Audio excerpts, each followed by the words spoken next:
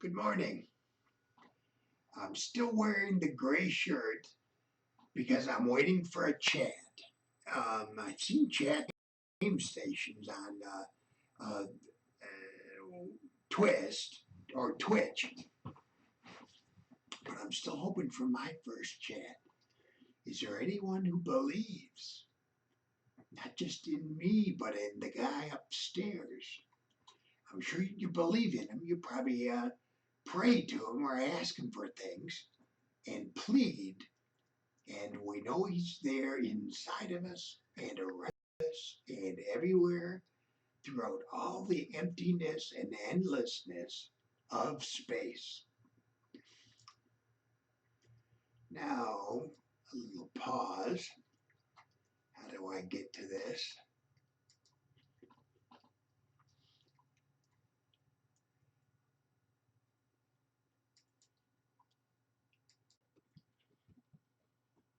Excuse my language, but we had a small fart on the recording in the live broadcast on the stream. But we'll try it again. I think this is the way to do it.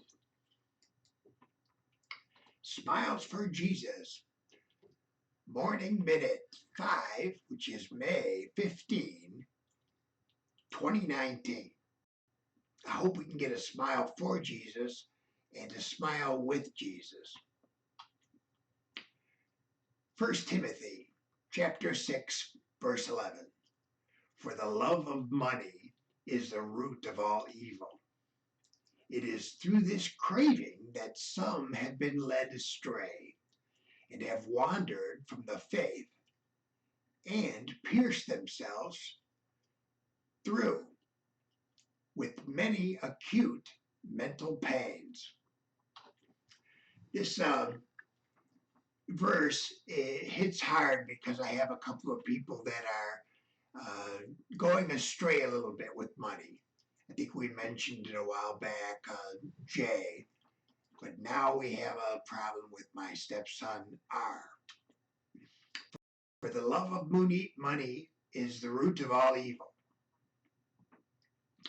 It's funny how once money gets into the play, or if you have some, how drastically you change.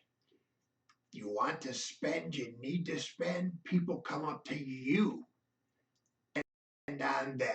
And this happens when they know you're getting the check or if they have the check and want to get some of the love that money can bring in.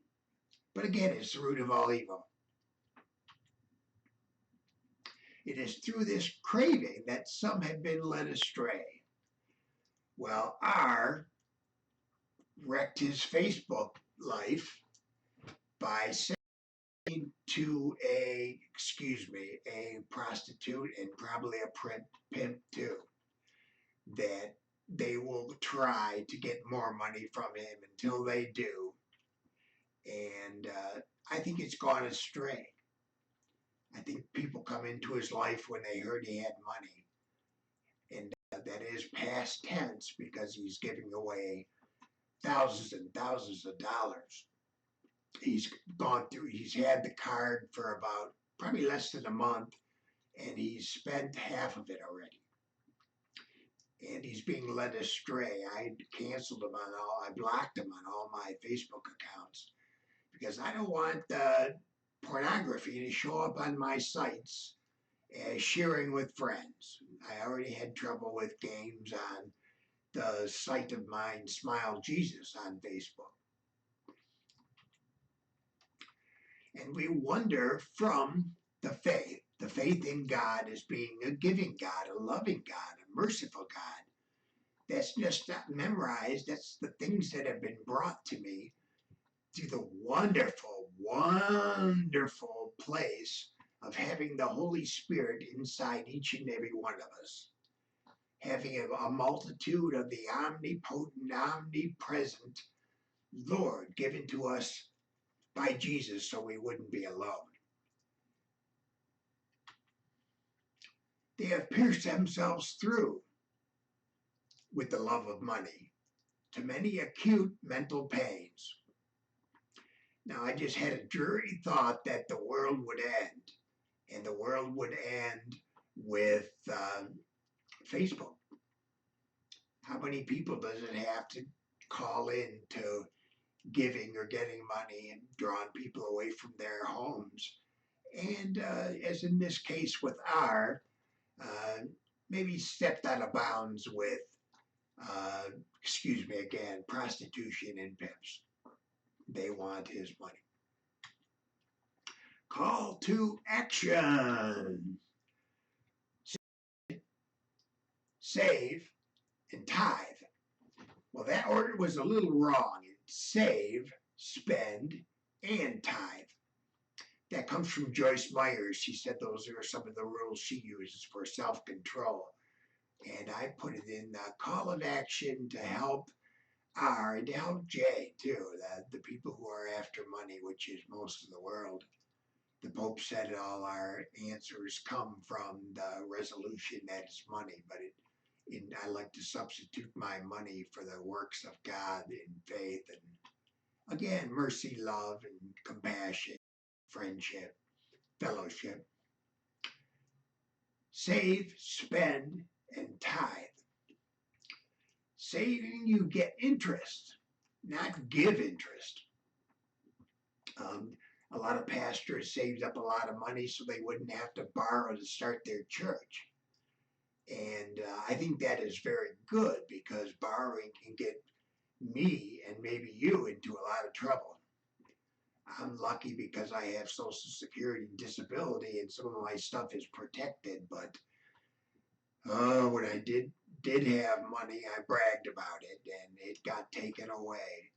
My local hospital took me to civil court and took away $7,000 of my Social Security money to pay a bill that I didn't have interest, and I asked for forgiveness, but they led me astray, and they led me away from a little bit of money to put into Smiles for Jesus, but it's still a wonderful, wonderful walk.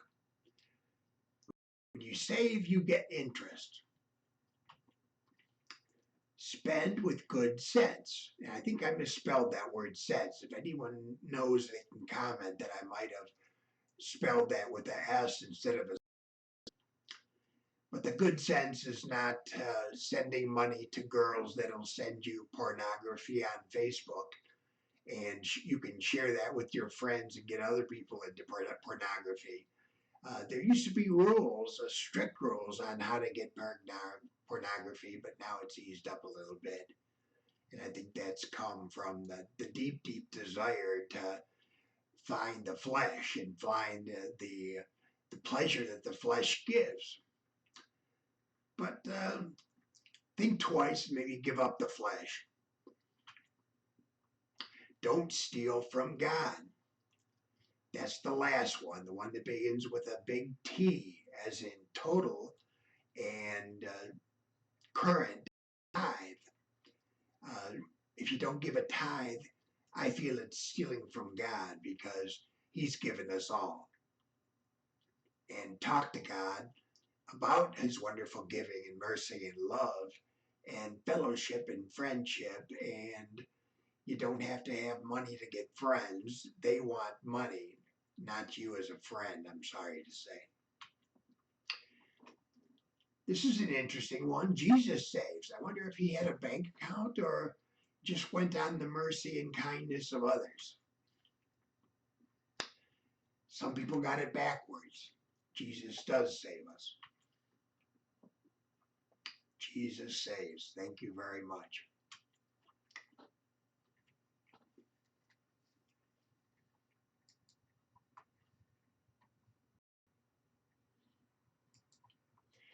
Well, that was my rank on money and the love of money. I find that I'm very lucky that God blessed me with a little bit of income to be past poor, but not into rich. I had a lot of money at one time saved up, and it's all gone. And maybe God wanted a new perspective and a new path in my life that I lost and gave away and spent. I did not tithe, which would have kept it around a little longer, but